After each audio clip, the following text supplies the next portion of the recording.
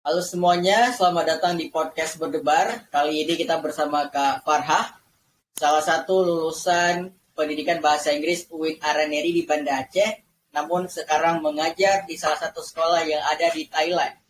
Kita pengen tahu gimana Kak Farhah yang lulus dari Banda Aceh ini bisa ngajar di sekolah luar negeri.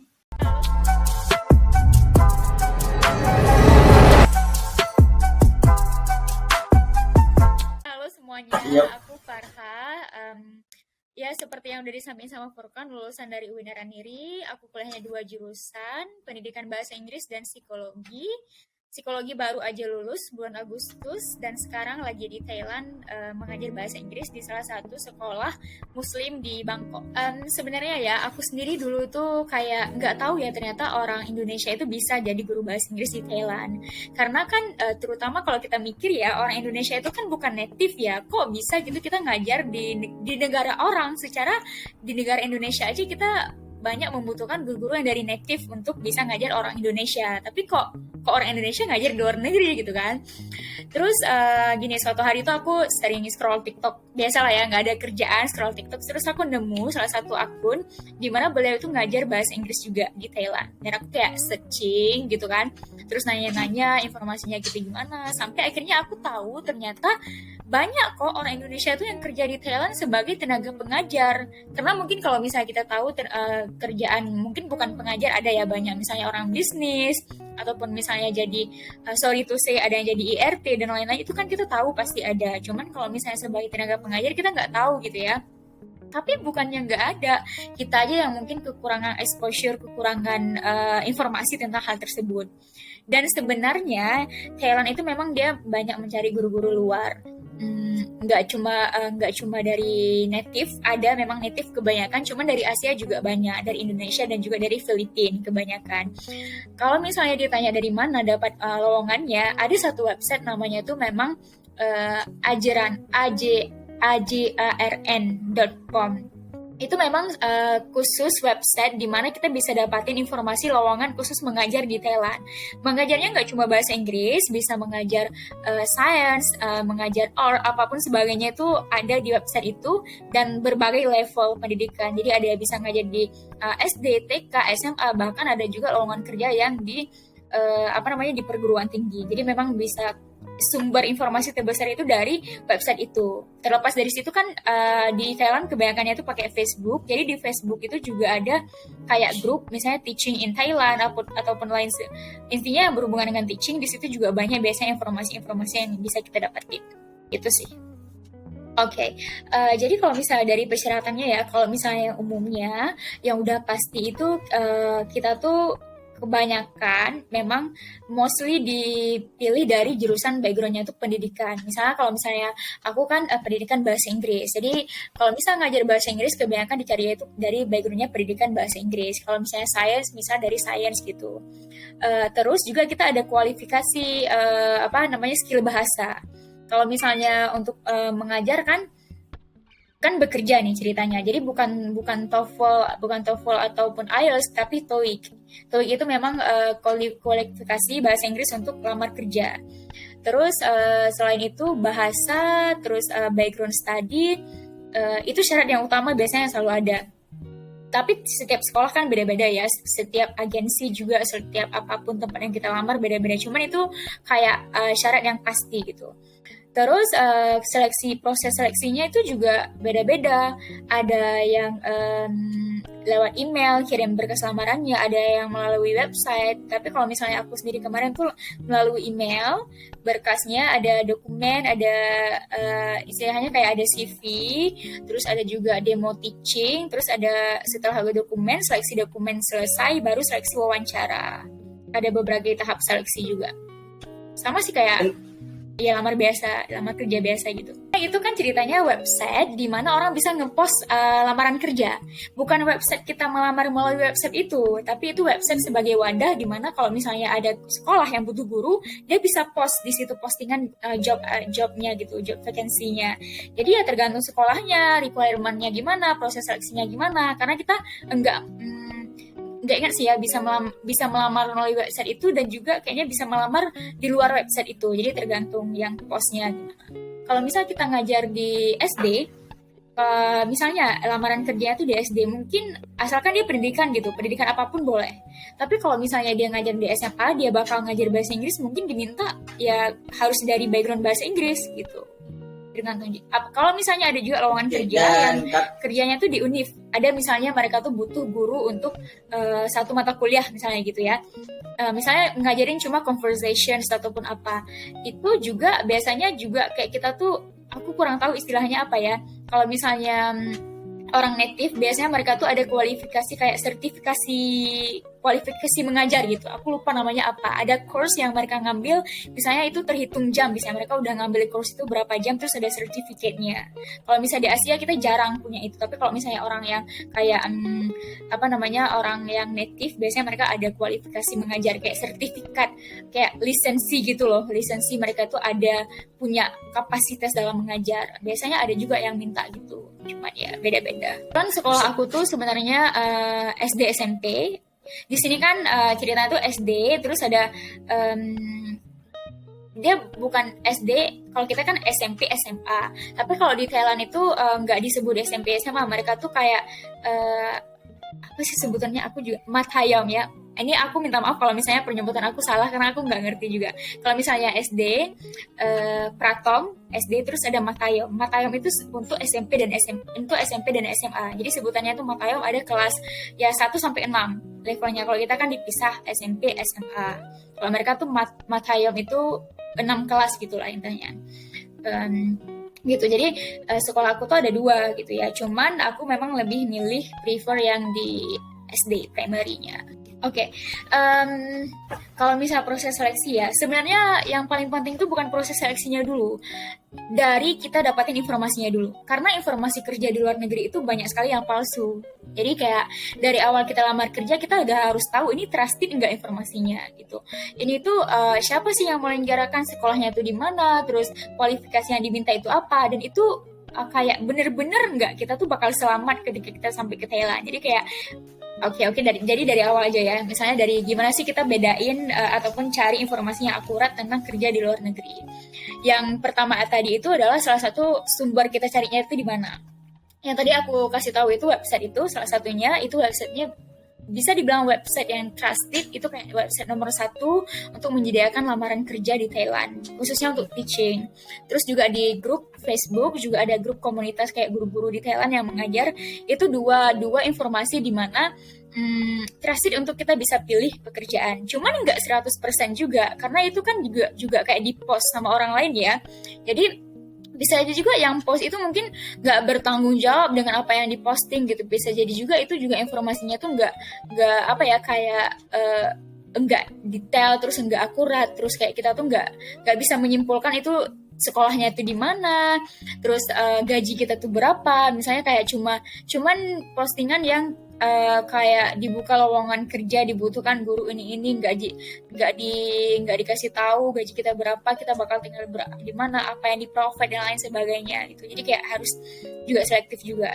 Terus salah satu sumber lagi adalah kalau misalnya kita punya apa ya, kayak tadi itu aku kan lihat di TikTok ada dia tuh yang kerja di Thailand. Jadi kita bisa juga tanya-tanya sama dia. Jadi misalnya sama orang yang kita kenal itu. Kalau misalnya dari orang yang kita kenal, dia kan pasti ngasih informasi. Misalnya ada biasanya tuh mungkin nggak di-post di Facebook, nggak juga di-post di nggak di-post di website tadi. Tapi kan kayak kita misalnya sekolah di Indonesia, ada kan kadang dia buka lowongan, terus dia buat kayak poster, dia buat flyer, terus disuruh sebarin sama guru-gurunya misalnya gitu. Di Instagram kah, di mana kah gitu. Jadi aku sering juga tuh dapat informasi yang kayak gitu, kayak tapi kita dapatnya tuh dari orang yang trusted. Memang dia kerja di Thailand gitu ya. Jadi dia tahu, punya kenalan dari sekolah lain yang bisa yang lagi cari guru misalnya, nanti dia kasih tahu gitu, ini informasinya, kamu harus lamarnya gimana. Dan kita bisa juga punya orang di mana kita bisa bertanya dan membantu kita gitu dalam proses melamar kerja gitu. Itu pertama khususnya website tadi pertama ya. Nah terus kalau misalnya teman-teman udah baca tadi informasi tentang informasi tentang lowongan pekerjaan. Kalau misalnya kita kerja di luar negeri, ada satu hal yang harus kita kayak highlight dulu ya.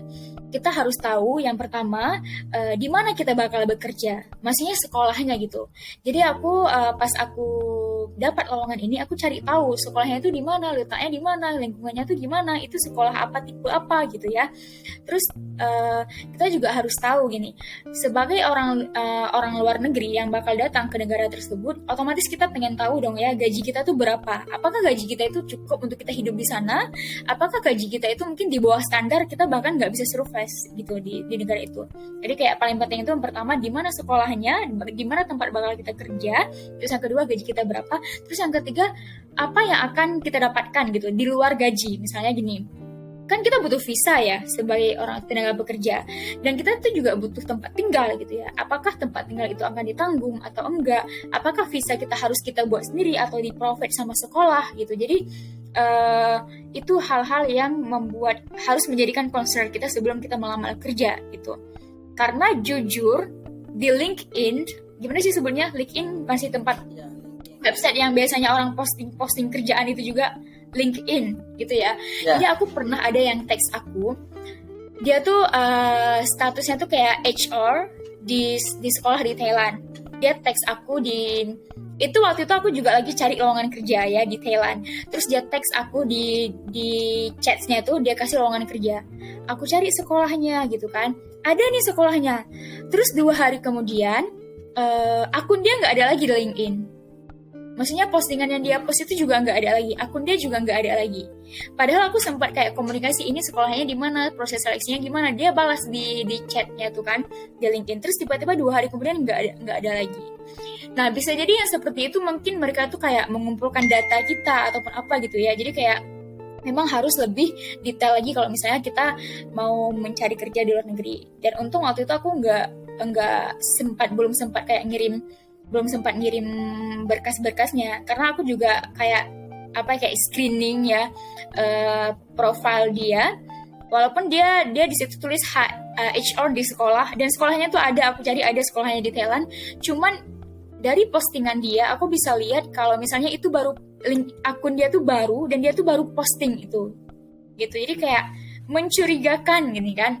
Makanya kita tanya dulu kalau misalnya kita punya kontaknya, kita punya emailnya, kita punya nomor teleponnya, kita bisa reach dia, kita bisa tanya-tanya dulu sebelum kita mendaftar gitu. Jadi kayak tadi itu ada 3 hal ya yang aku highlight. Yang pertama itu di mana lokasi sekolahnya, di mana sekolahnya, terus gaji, terus gimana proses kita visa dan lain sebagainya, apakah ditanggung ataupun enggak gitu ya. Karena ada sekolah mungkin yang tipenya tuh gaji kita mungkin seberapa, tapi visa kita, tiket pesawat kita tanggung sendiri. Tapi ada juga gaji kita yang mungkin seberapa, tapi tiket pesawat dan visa lain-lain semua itu ditanggung sekolah. Jadi kayak kita tuh harus make sure gimana sih nasib kita ketika kita berangkat ke negara orang. Karena kita nggak cuma kayak kerja di luar negeri asik nih, tapi banyak hal ya yang harus dipikirkan gitu. Karena kan nggak sama ya kehidupan kita di luar negeri sama kehidupan kita di dalam negeri, karena status kita tuh beda dan banyak sekali hal yang harus kita persiapkan gitu. Pertama kalau misalnya mau cari informasi untuk melamar kerja di Thailand khususnya sebagai guru. Kalau misalnya teman-teman udah dapat lowongan kerja yang trusted, yang kalau misalnya kita lihat kayak ini lowongan kerja yang betul-betul nih ya. Karena gini loh, kalau misalnya suatu pekerjaan kalau kita lihat itu tuh terlalu gampang, it's too easy to get, it's too easy to reach, dan itu tuh terlalu mudah. Kayak gini loh, nggak ada sesuatu yang mudah apalagi kerja di luar negeri. Jadi kalau kita lihat ini kualifikasinya tuh terlalu gampang gitu ya, ini kok gampang banget ya, kok mudah banget ya rasanya gitu, kok kita nggak perlu banyak dokumen ya, it means it's too easy to get, dan and nothing easy gitu, nggak ada sesuatu yang mudah. Jadi ya berarti itu fake, itu nggak trusted gitu. Jadi kayak dari hal simple gitu aja sih, dari hal yang kecil gitu sih. Makanya pasti banyak dokumen yang diminta, pasti proses seleksinya itu banyak gitu ya. Kalau misalnya aku kemarin pertama aku buat demo teaching, aku kan ngajarnya di SD ya, jadi kita harus tahu dulu kalau misalnya anak SD itu karakternya itu gimana. Jadi demo teaching yang kita buat itu juga sesuai dengan anak yang bakal kita ngajar. Kalau misalnya di SD kita berarti harus lebih ceria, harus ada misalnya ya bisa nge-attract attention dia gitu ya. Terus harus ada, bisa jadi juga harus ada materialnya ataupun sebagainya gitu. Itu kalau misalnya aku kemarin yang SD gitu ya. Diminta demo teaching itu demo teaching ya, micro teaching itu sekitaran 5-7 menit kemarin. Terus juga ada diminta video perkenalan diri, introduction itu 1 menit. Jadi tadi aku lupa kasih tahu ya. Jadi video micro teaching, video perkenalan diri, sama CV. Oke. Jadi di video perkenalan diri itu di Thailand kebanyakan gitu. Kalau misalnya kita mau lamar kerja, kita bakal diminta short introduction diri kita. Dalam 1 menit kita bisa menjelaskan diri kita, kayak dari background kita, pengalaman mengajar kita, dan kualifikasi yang kita punya gitu dalam 1 menit. Teman-teman mungkin bisa lihat juga, biasanya mungkin kalau misalnya ada lamar kerja apa ya tapi aku pernah lihat ya di YouTube, karena aku cari referensinya itu juga di YouTube gitu, gimana cara membuat video perkenalan diri untuk melamar kerja, karena di YouTube juga banyak. Jadi aku belajar dari situ, terus aku coba kayak prepare gitu ya. Jadi dalam 1 menit kita harus bisa secara singkat, padat, dan menjual gitu bahasanya. Dari 1 menit, terus micro teaching 5-7 menit, sama CV. Jadi CV aku diberkas skala dokumen itu udah dikirimkan ke email, terus diseleksi sama tim seleksi dari sekolahnya. Setelah itu kayak, aku lupa sih berapa jaraknya ya, mungkin 2 mingguan kali ya, akhirnya aku dihubungi lagi kalau misalnya berkas aku itu diterima gitu. Terus aku lanjut ke tahap wawancara. Nah, di tahap wawancara itu juga kita ditanya beberapa pertanyaan yang relate sama sekolah kita. Karena kebetulan sekolah aku sekolah muslim, ya pasti dong ditanya-tanya dong pengalaman kita sesuai dengan background mengajar SD, terus juga sesuai pengalaman tempat kita sekarang tinggal, kayak aku di Indonesia terus bakal pindah ke Thailand, nanti culture-nya beda, orangnya beda, bahasanya beda, apakah kita punya pengalaman di dalam dunia, bisa kita punya pengalaman tinggal di tempat yang berbeda dari asal background kita, terus apakah kita bisa menguasai kelas, apakah kita apakah kita bisa bekerja di bawah tekanan, pokoknya sesuai lah ya, seperti layaknya tes mengajar biasanya. Cuman ada yang perlu di highlight lagi, karena ini beda negara, pasti mereka bertanya pertanyaan-pertanyaan yang relate antara negara kita sama negara yang bakal kita tuju gitu. Setelah itu, aku kemarin juga sempat ditanya kayak tinggi aku tuh berapa, misalnya gitu. Karena kan aku ngajar SD ya. Mereka tuh nggak mau dong, masa misalnya sorry to say, kita kan kalau anak SD kan kecil ya, jadi at least mereka tuh mau gurunya itu ya lebih tinggi gitu daripada anak-anak SD-nya. Menurut aku itu juga penting sih ya, kalau misalnya bukan maksudnya itu untuk mendiskriminasi ataupun apa, karena kalau misalnya kita ngajarin anak kecil dan kita juga kecil, kita kan kalau misalnya kita ngajarin di SD, aku ngajarin di SD, kita kan kayak jadi ibu mereka loh gitu loh, kayak bakal melayani mereka loh. Kalau misalnya mereka berantem, kita tuh harus bisa kayak memisahin mereka ataupun apa gitu ya. Makanya mereka mau teachernya itu, kalau misalnya teaching pun kita mengajar, mereka tuh bisa lihat kita maksudnya menulis di tinggi gitu loh gitu. Jadi aku sempat ditanya tinggi aku tuh berapa juga, tapi itu terakhir ya, di luar kualifikasi kita, apakah kita bisa mengajar atau enggak. Karena yang paling penting itu tetap skill. Setinggi apapun kita, kalau kita nggak bisa mengajar kan sama aja gitu ya. Itu terakhir gitu. Tapi nggak tahu ya di sekolah lain ditanya apa nggak teaching tingginya. Tapi kalau di sekolah aku kemarin ditanya tingginya tuh berapa. Itu sih kayak overall itu palingan sih. Jadi tesnya, dokumen, terus wawancara.